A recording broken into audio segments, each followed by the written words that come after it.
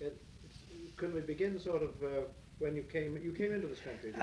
My father opened the first drugstore in Revelstoke in '97, and we moved to Trout Lake in '98. And my father opened a drugstore in Trout Lake in '98.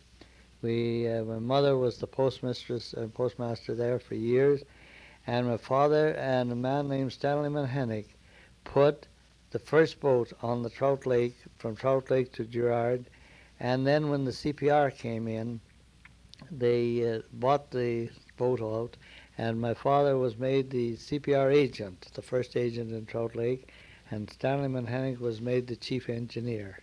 And I believe the boat's name was the Piper. Now I just, you know what I mean, but it was his first CPR boat in there. Tell me, what was your father's name? Frank Abey. Where did he come from? He was born in Ontario, in Toronto. Yeah. And what brought him out this way? You know? Well, he was a young fella. He was the first, or I won't say the first.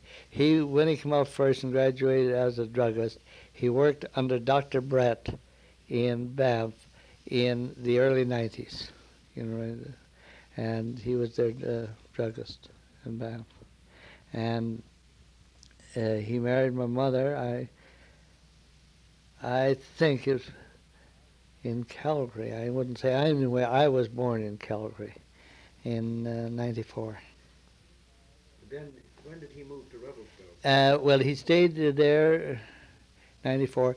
I would say he moved there in '97, and he was only 1 year in Revelstoke. But he was the first druggist. The first druggist, and in fact, that's what he told us. And in '97, he was the first druggist and opened the first drugstore in Revelstoke in '97. If the noise gets too big, Ian would ask us to stop. That's just right. Hold it for a moment. That's fine. So, well, this is interesting that he decided to move down to Trout Lake. Now, why would he do that? Well, things would begin to move around Trout Lake. You know what I mean? The town, begin to boom, if you call it. There was a lot of people coming in, and it's a new country, and the mining and one thing and another started, and he moved in. That's what made him.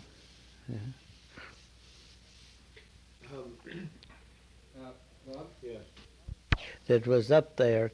There's a fellow named Fred Lade. Maybe you people have got him. We know him, yes. Well, him and I were chums. So anytime you heard that him and I were just chums when we went over in Camborne on Narrow Lakes. I'm quite sure he told me about you first. Yeah. Back, I think. Yeah. Because he did a series of very good programs Yeah. recently on that. To Trout Lake, or Um, how old were you at that time? I was 4 years old. No,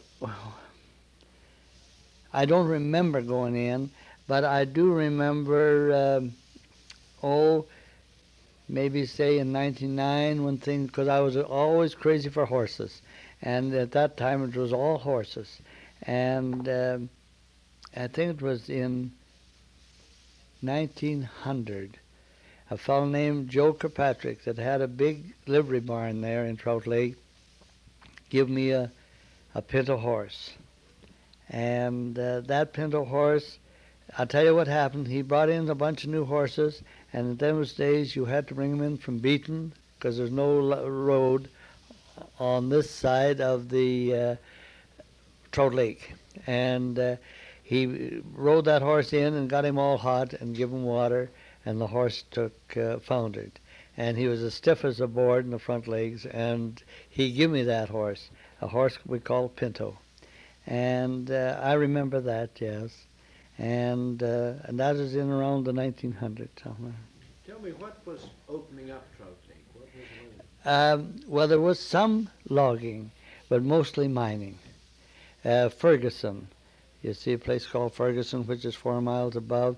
There was all mining, Silver Cup and Nettiel, and down at Lard,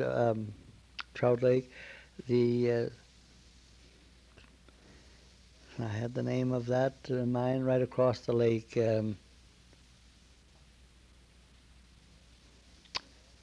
Oh, well, anyway, I think of it a little later. But it was all mining and raw hiding, pack horses.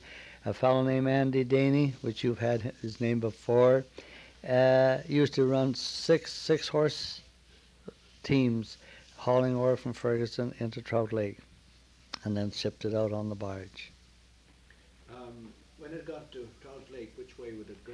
It came down the lake to Girard on barges. That's when the CPR took over, and they shipped it down and then put it on a car at Girard, and it came down to Lardo, and from Lardo it went out on transferred again onto the lake barges, and down it went out.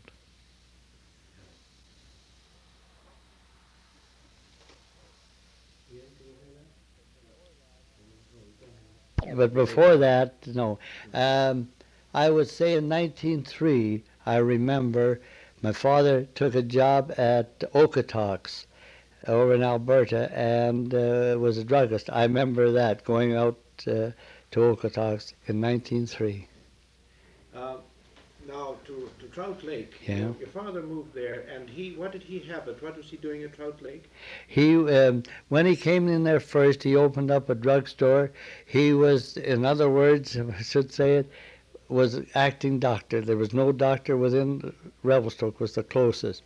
He did an awful lot of doctoring work, being a druggist, and then my mother was the postmistress there, and then before the CPR, he ran a dog team from Trout Lake to Poplar.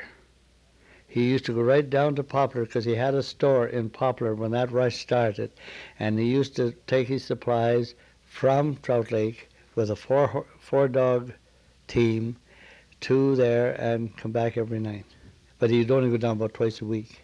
Was this just in the wintertime? Winter time and that, and in fact he only did it the one winter, when then things began to move the next spring, and then this fellow Stanley Minhinnick and my father put on this first boat, and then they had the steamer. Well, then the next year the CPR stepped in and took over, and they built a great big station right at the head of the lake. So he was in there really before the railroad came. Oh yes, we were in there long before the railroad. In fact, I believe when he opened that drugstore in Poplar, it was to give it to the railroad men supplies like apples and army and all kinds of small stuff, and drugs too. He'd have somebody down there in charge of it then. I believe so. I don't just remember but he used to go down there all the time. So this country was opening up then. There was nothing there before, I suppose. No. Now, what kind of mining was it at Ferguson? That was lead, I think, and zinc. And at Poplar? Well, at Poplar, it was just after that gold rush. You remember that big boulder that they had that was just covered with nuggets that come from somewhere. Nobody yet to this day has found out where it come from, but that was the start of the gold rush in Poplar. I haven't heard this story. What was that? Can you tell me what happened? Well, now, I'm only going to have to relay it as I was told it. But they said there was quite a size boulder, and it come from somewhere, rolling, and it was all stuck with these gold nuggets all around it. And, of course, when that rock was found, or that stone was found, that started the gold rush in there, because I believe they got quite a lot of nuggets that were of fair size. And that's why they started digging all over Poplar. I do know there was 3 hotels, but I have been told there was 5. There was over 2,000 people there. They didn't hardly have room to put tents down when that thing started. Did they find much gold? No, they did not. There's been a lot of property staked all over that country, over this thing, but I don't think it's ever got to develop very much. That wasn't the only gold that was found. The boulder wasn't the only gold. Well, no, I think they did a lot of placer, placer mining, and there's an awful lot found in the creeks and that all around Poplar. Did other kind of mining develop in Poplar later on? Or I would say not to any big extent, no. There was no mills, there was no, there was camps of odd and on, but not to any big extent at all. what year would that be when the nugget was found? I would say around the 1900. Maybe just before, maybe just a little after, just around the 1900. You wouldn't know who found it or the No, I circumstances? could not. I could not. Is that known as the Poplar Gold Rush? Or That's what? right. That's the Poplar Gold Rush. Well then, so all these things were happening together, really. That's right. The railway and everything like That's that. right.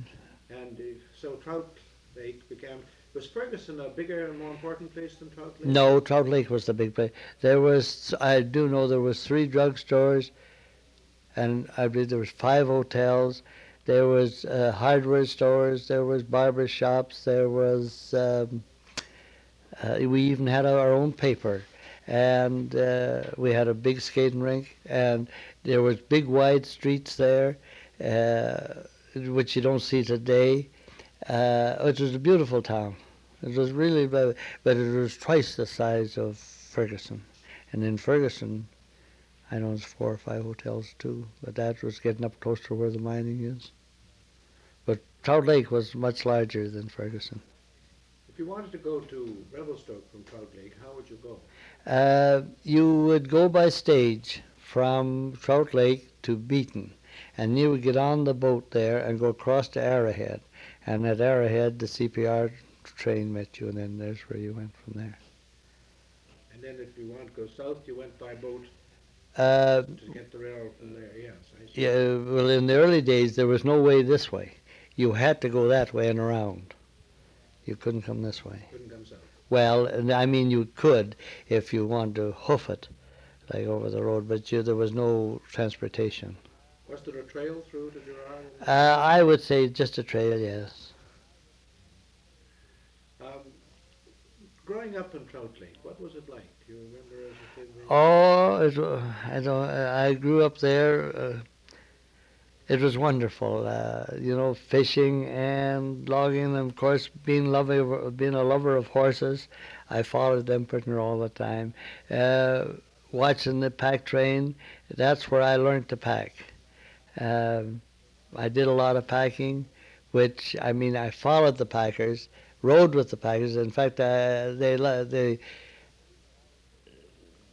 seen that I was so crazy for horses that I had a saddle horse always for me to ride with them. In other words, I was just taking the place of a dog. I was chasing, a handyman. And I learned packing from those fellows in Trout Lake and Camborne. Where would you be packing? Up to these different mines. There was prospecting up on the mountains, a bunch up here and a bunch up there, 4 or 5 miles this way or 6, 7 miles that way.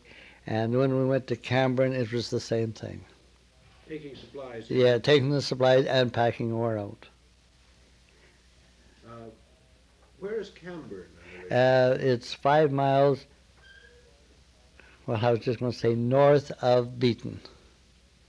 And what was there? That's mining. It was there was a little bit more logging in Camborne up Fish Creek.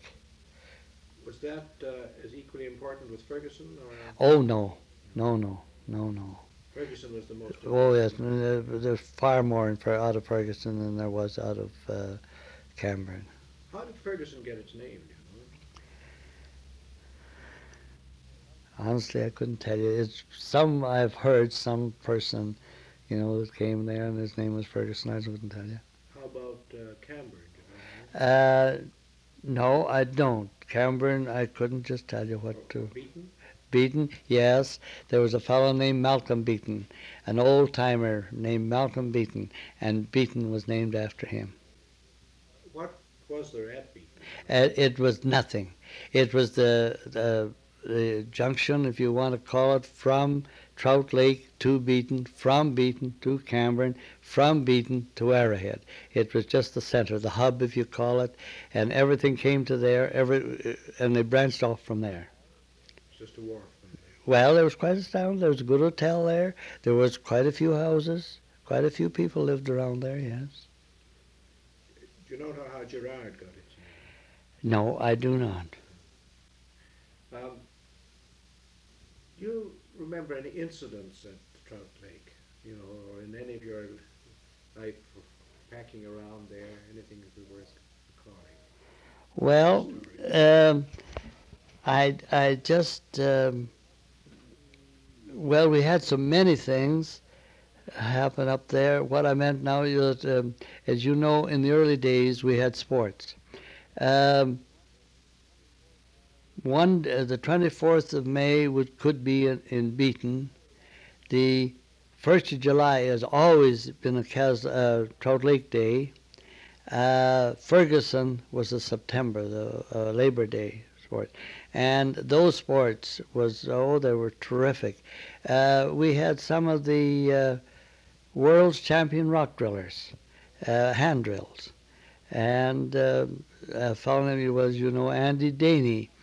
Was the world's champion packer, and horse races, log rolling, and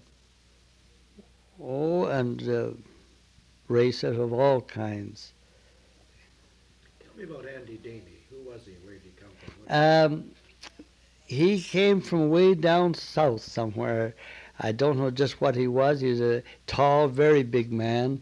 A man that stands way over 6 foot or there when he was young.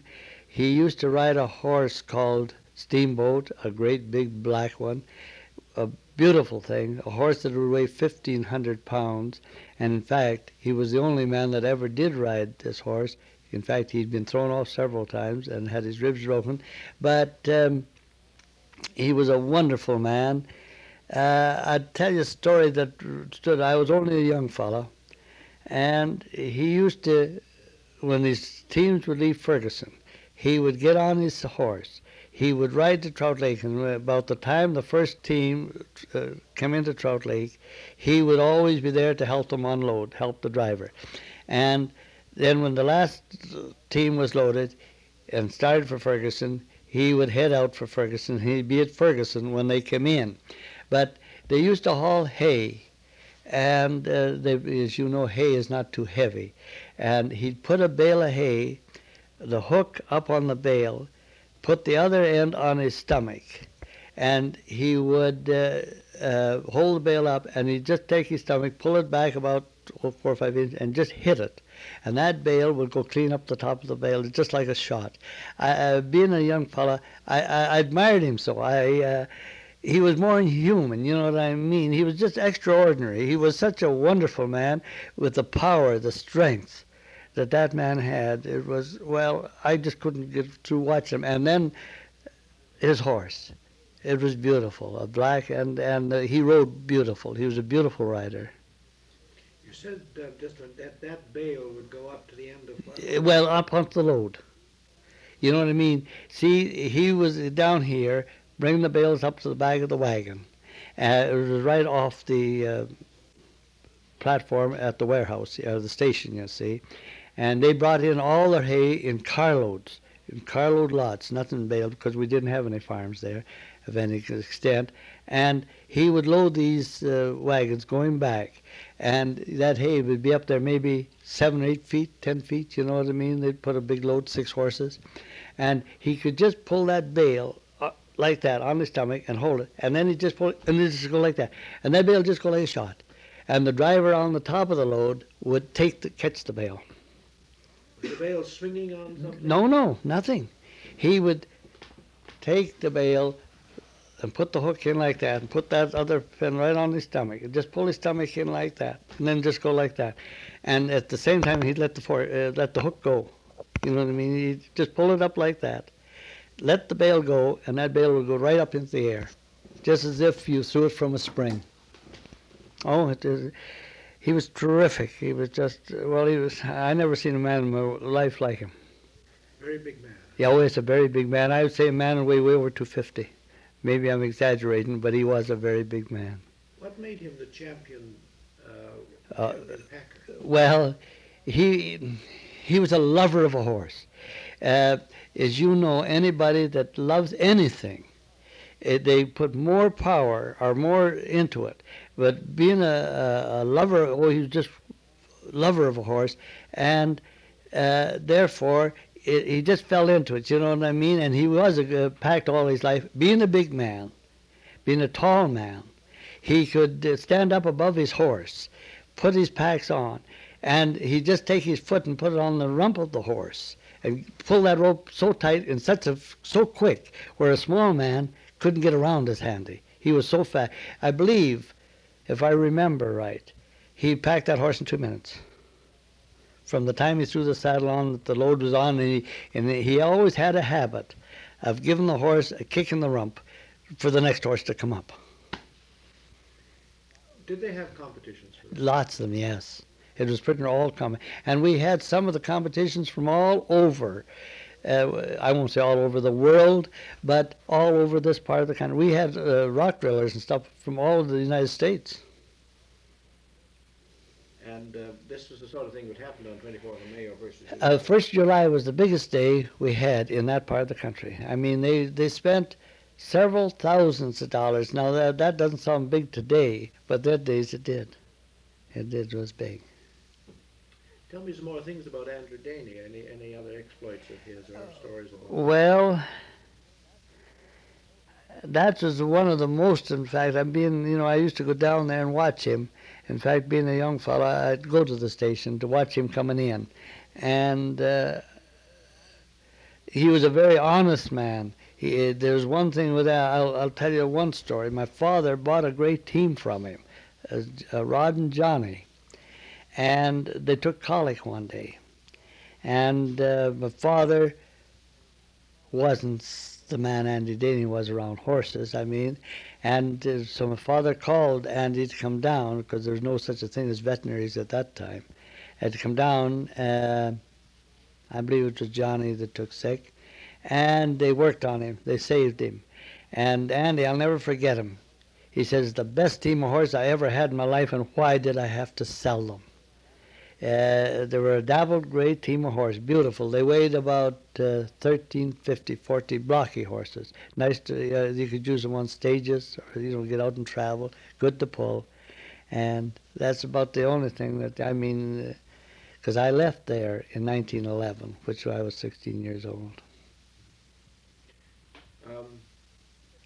If anything else occurs to you at any time, tell about Andy Daney or any of the characters. Well, I worked for the Burns. At that time, Pat Burns had a slaughterhouse. They brought all their cattle in over the railroad from Calgary to Arrowhead, and a fellow named Christie, George Johnson, used to go down there, and they'd unload the cattle off the barge at Beaton and bring them into Trout Lake.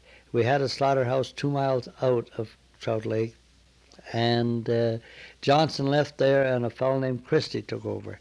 Well, then, the last year I was in Trout Lake, I worked for Burns, and we delivered meat all over Ferguson, and they had a logging camp down at what they call today Galena Bay, and we killed all our own cattle there, and a fellow named Christie was running it.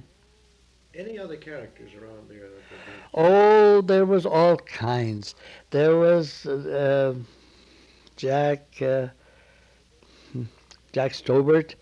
There was out on the road. There was Bulmer that had a strawberry patch. There was. Can you think of any? I'm particularly interested in those that you could think of any incidents, concerning them, anything that happened with them. Well, there was a blacksmith. Now I don't know what this one should go or anything. He got married, and there was a big reception, a big time, and he was an old man, and a fairly old man. To me, he was old. Now he wasn't. But there was a big time over him getting married, and, well, there was lots of things happened. What I meant is maybe I better not say it all. Well, we don't necessarily put this. Oh, Just, well, what I was getting at is it was so big and it was so interesting. Not to me, but being a kid, yes, I watched it. But it wasn't so interesting to me, only just watching it. But to some of them, they had all kinds of fun. Oh, drink and everything. I bet being young, I watched it. I thought it was awful myself. I mean, everybody got tightened. Oh, yes. And the woman that he married wasn't 100%, you know what I mean? Did they have a chivalry? Oh, did they? Yes, I say they had everything. Yes, they had a chivalry, went and took them out of the, after they got to bed, went and took them out of the beds. Oh, yes.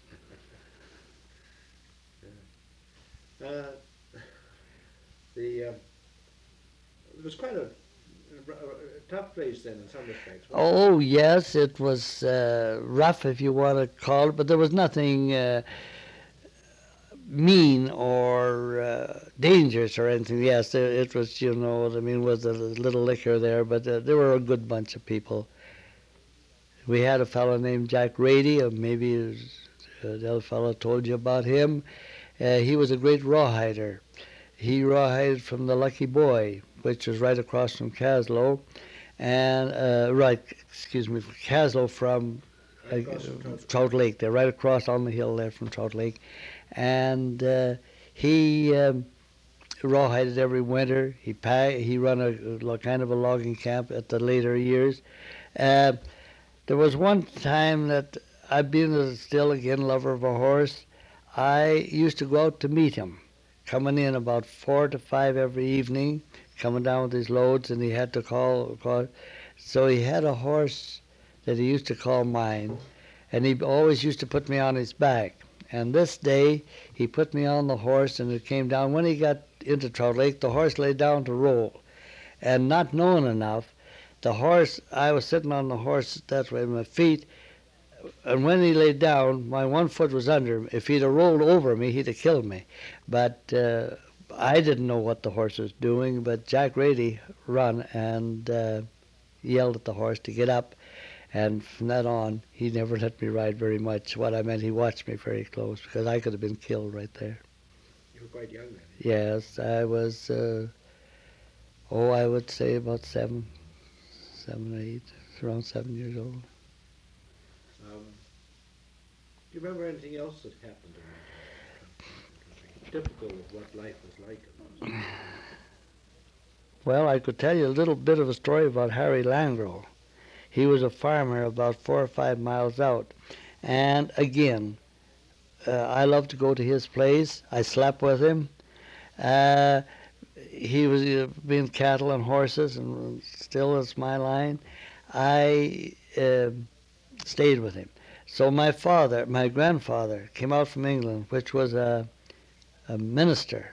And my father went down to Lardo at that time, down here, the train was running, to bring him up. And so I had this pony, pinto pony, and I says to Gordon McPherson, which was another chum of mine in Trout Lake, I said, come on, my grandfather's coming in tonight. Let's take and put the horse in a cutter. And we drove out to Harry Langro's, and I said, Harry, I said, my grandfather's coming in tonight. Do you think I could get a chicken? Yes, he says, we'll give you 2. So I brought them home, and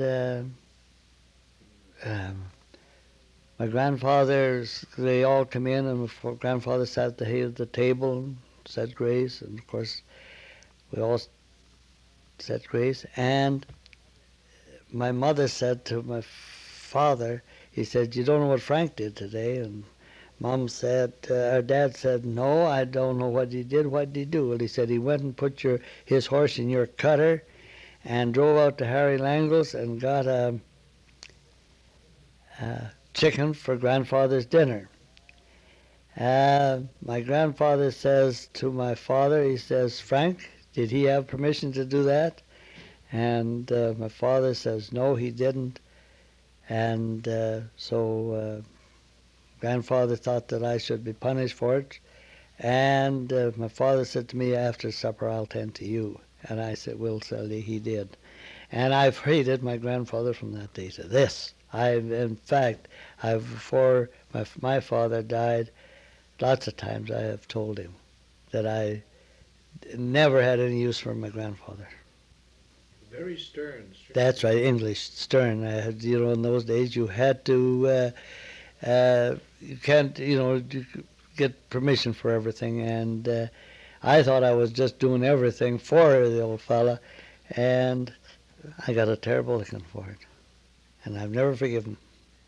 And you lived a pretty free life. Oh yes, oh yeah. It was far better world in them days than it is today. Oh yes, it was very free. And then we moved to Camborne in 1905, where my father ran the Criterion Hotel in Camborne. And then he quit the CPR, he closed his drugstore, but he opened another drugstore in Camborne. And he ran the Criterion Hotel, but we were right on the tail end of everything. It was booming before, and he came in on the tail end, and a fellow named Red Eye bought Dad out, and that's when we moved back to Caslow. You hadn't been to Caslow before? No. Just moved to Caslow. We moved to Caslow. My father then bought a drugstore in Caslow, and there I stayed until 1915 when I went overseas. What did you do in Caslow? Well, I went to school. You see, I was 15, 16 when I came from the Trout Lake, and I went to school. And then I went packing, as I was telling you before. Learning packing in the Trout Lake country, I still wanted to have horses, so I had horses in Caslow, and I packed all over the mountains in Caslow. Do you remember any incidents in Caslow, anything that happened there? Not very much, you know what I mean? Just a routine. I mean, nothing of any importance.